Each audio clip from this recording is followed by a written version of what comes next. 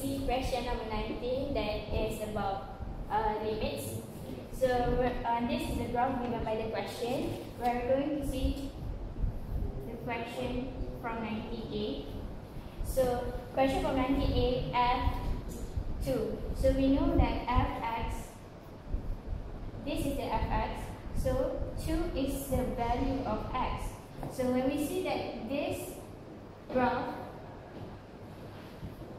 you can see that there are two answers for this because these two lines give up two different answers. But then we're going to consider the holes or the circles. This is a closed circle and this is an open circle. Since the open circle has an undefined value, so we are going to take the values only from the closed circle, which is 2. Okay? So moving on to the next question.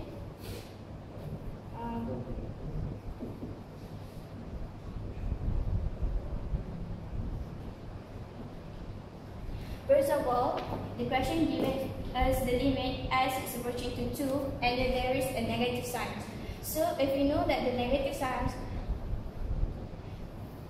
the line is moving from the left approaching 2. So we know that also fx is also given as the y value of it, and the answer will be, we are going to see the line from the left approaching 2. So y or fx is equal to 2. Okay? And the next question will be limit x. Okay, the difference from the previous question, the sign has now changed to negative, to positive, sorry. So positive means that the limit is moving from the right approaching to 2. So it gives out the value y is equal to 0. Okay? And then the next question would be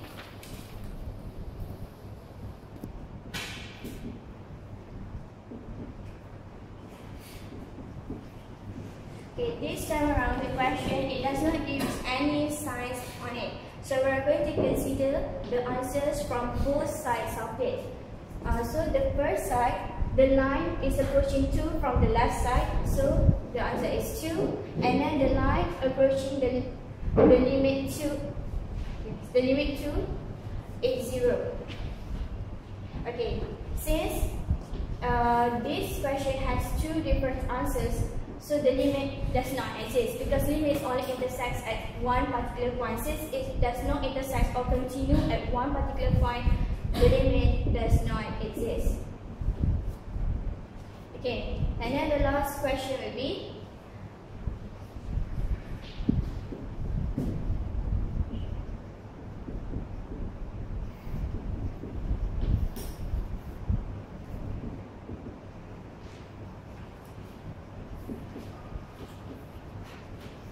the last question is, does the function fx continuous at x is equal to 2? And then we can see that there are two lines approaching to the limit of 2. So the first one is when fx, the limit is approaching 2 from the left side is equal to 2, and the limit approaching to 2 from the right side is equal to 0. Okay, the first condition for the limit to determine whether it is a continuous or discontinuous is given that it has a definite value. And then the second condition will be to check whether the limit exists or not. Since we know that from the previous questions that the limit does not exist because the line does not continue, does not meet at one particular point, so the limit does not exist.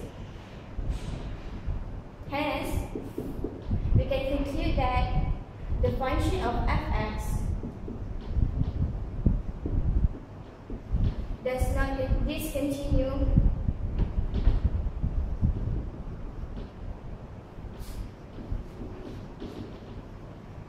at x is equal to 2 because the limit does not exist.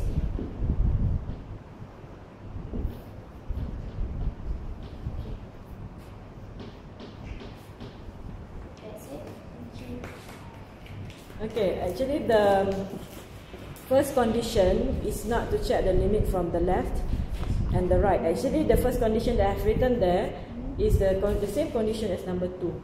Because in order for you to decide whether the limit exists or not, you have to compare the limit from the left with the limit from the right, isn't it? Actually the first condition is to check. Is it the limit? What is the first condition that you have to check? Look at the list.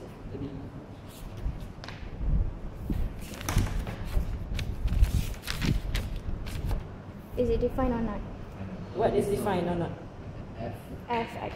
F of x. And what is x value that you are interested to investigate now? 2. 2. So you are now trying to investigate.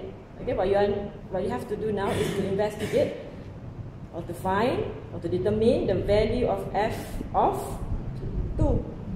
F of 2. So that will be actually your first condition to check. F of 2. What is the value of f of 2? 2. What is the value of f of 2? 2. What's the value of y when x equals to 2? 2. The value of y equals to 2. equals to 2, right? Therefore, the first condition is satisfied, isn't it? Yes. F of 2 equals to 2, which means that first condition is satisfied. Second condition is not satisfied. What is the second condition? The limit does not exist. Then the reason why the limit does not exist, because of limit from the left is not equal to the limit from the right. Okay?